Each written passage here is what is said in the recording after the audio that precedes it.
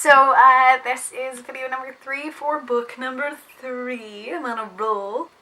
Just a heads up, my reading selection is all over the board. As you can probably tell by the first 3 books that I've reviewed this year. This time I read Oliver Twist by Charles Dickens, which is a very beautiful book that I found for like $5, which was awesome. So in the past, I've read A Christmas Carol and I've also read Hard Times, both by Dickens, of course, and I loved both of them. This week, with Oliver Twist, this I've actually attempted to read a couple of times, not that it's not interesting, just simply that I never had the time to sit down and get through the whole thing. So Oliver Twist, which obviously everybody knows, orphan boy, down on his luck, growing up under the arm of the church, and the quote that absolutely everybody knows, "But please, sir, I want some more."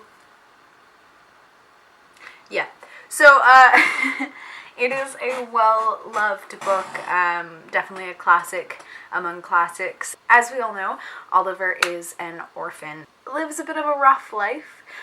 First he lives on basically a farm for children, in what would now be considered a foster care, with a woman who is basically taking in all the children just to get the stipend that the church gives for each child, though not necessarily giving the money to the children and their well-being, and more lining her own pockets with it. When Oliver reaches past due on no longer being seen as just a child, the church basically decides that he now needs to learn a trade, and it's through this and through his mistreating that Oliver runs away. He runs away to London, which everybody knows. And then it's his struggles to make it in London.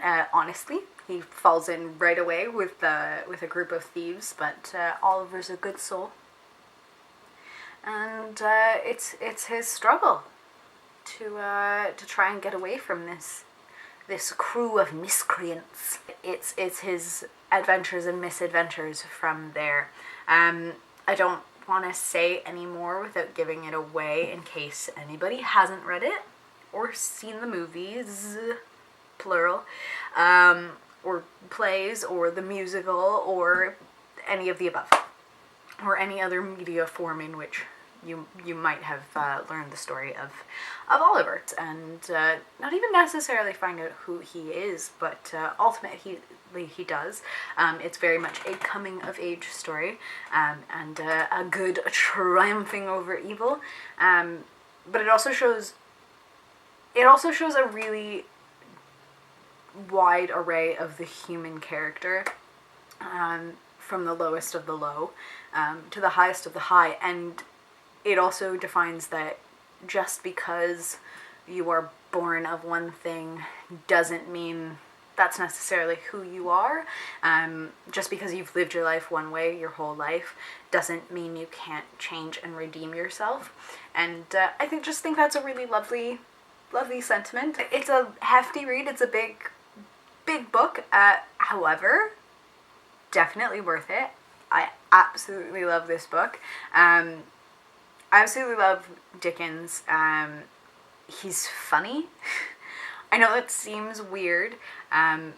We think about a lot of these writers from before the 20th century being very hoity-toity and stuffy and very stiff in the way that they write, but I just love Dickens because he's so dry, and not dry as in dry as in his humor is like, you read it and you go, oh, really? I can't believe he agrees with that. And then you realize that it's massive amounts of sarcasm, just like an overbearing amount of sarcasm. In that dry, Oliver really should have tried not to be born poor. Like, it's that, like, it's obviously his fault comes out of a lot of the characters. That Dickens is just going, some people happen to be born poor, maybe we should not line our pockets with the money that's meant to help them. I very much look forward to reading some of the other Dickens that I have floating around on my shelf, and I will admit to having a lot of Charles Dickens floating around on my shelf that I haven't read yet. I have Tale of Two Cities, Great Expectations, and then 2 books of Christmas stories. Because I have a problem and I'm not allowed in any bookstore, but I specifically shouldn't actually be allowed into used bookstores because I just go, well, it's not full price, so I can get 16 more books than I would have at the regular bookstore.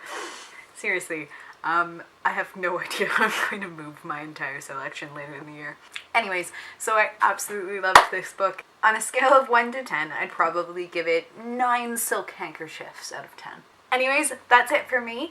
If you want to see more from me, hit the subscribe button and check out some of the other videos that I've done. If you want to see my written review of this book, I will include a link to my Goodreads page where you can see reviews for any of the books that I've read. That's it for me today, and I will see you soon. Until then, keep reading.